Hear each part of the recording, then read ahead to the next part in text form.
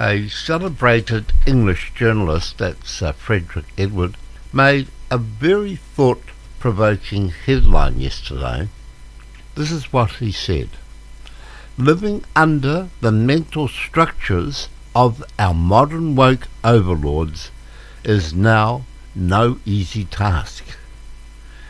And I think we're finding that here in New Zealand, that living under this regime, this Marxist regime, this woke regime, it is certainly become a difficult task.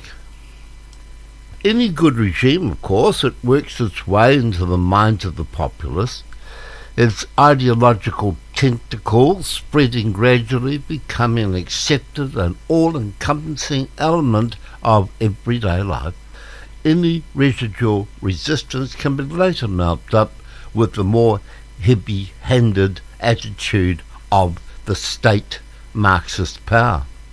This is why every morning in North Korea, loudspeakers blare out ceaseless verses from the hymn book of the DPRK's hodgepodge socialist philosophy. It is why every street in China is adorned with communistic slogans extolling socialism with Chinese characteristics.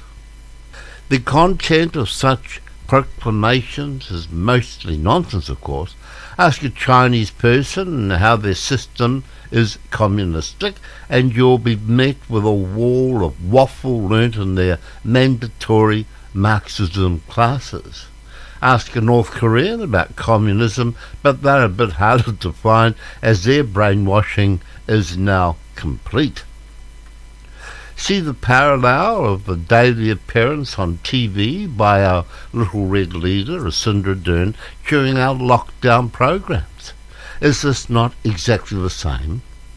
Up to the daily appearances of our conniving, lying, manipulative red Prime Minister, it was pleasant to say something along the lines of, "Oh, thank goodness we're Westerners and are free for such mental mumbo-jumbo. As children of the Enlightenment, we are immune from such ideological trickery." This would, I'm afraid, be just wishful thinking. There is a vast assortment of glaring inconsistencies in modern thought that any good citizens of the post-reality world have to maintain simultaneously. The woke society applauds the hyposexualization of women and normalizes sex work, yet is in a perpetual moral panic about the slightest sexual impropriety. Selling custom sex tapes online is in, but a clumsy knee touch, that's out. Then there are the flags. Draping yourself in a flag, wearing a scarf or even a facial tattoo, then painting your cheeks with the Palestinian colours is an act of unparalleled virtue. But affection towards your nation's flag and historical achievements an act of high treason in the eyes of the wokesters. The wokes continue to wish the removal of our statues that depict great explorers and founders from the era of slavery. Those from that period uniquely marred by the crime of slavery, but it was their land. Yes, it was their land, was the first nation in history to outlaw slavery. We are constantly facing an impending climate catastrophe, but it never arrives.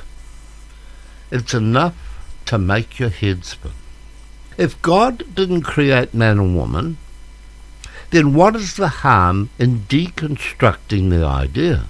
If we don't recognize the perils of false idols, then why get worked up about the cults surrounding the eco-genome, this Thunberg girl, or the convicted criminal George Floyd, the poster man for Black Lives Matter? Conservatives sit by, hoping the storm will run its course.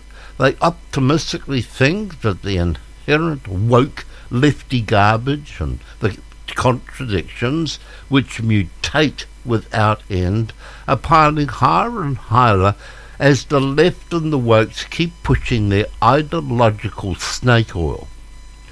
The puzzling situation is the woke and the lefties seem so brainwashed they are impervious of the dangerous nonsense being so carefully orchestrated by those their indoctrinated minds believe. The job of the conservative, including radio stations like this, is to show that the wares of the left are but hollow imitations. You cannot build a reliable engine with shoddy parts. The brittle and violently incompatible components of woke thought can engineer only the most meagre of machines. But if you fail to present the alternatives, don't be surprised if people opt for those second-rate goods. Like anyone living under a regime of intense propaganda, most people know this truth. It's just they don't often, or they're even too frightened to speak out. It should be the role of conservatives, of those who are certainly opposite to the red, the lefties, the wokes. It's those people. They to decry all madness and offer clear, timeless truths in their stead. It's something that until now we have resolutely failed to do. It's ultimately why we're in such a god-awful mess. And in New Zealand we have Judith Collins, who is trying to ask the hard questions, who is trying to find out exactly what is driving those dangerous lefty wokes. And even her party can't support her in doing the job that she's paid to do. Shame on the National Party, shame on them for not supporting the one MP or leader of a party who is actually doing the job she's being paid for. In countries such as China and North Korea, the official lie reigns unassailable supreme. Here we still at least have the possibility of launching a counterattack. However, the more territory we give and allow our woke school teachers to continue indoctrination of our children, the less likelihood we have pulling it off. But we must stop flying the white flag and, for goodness sake, show some bloody backbone.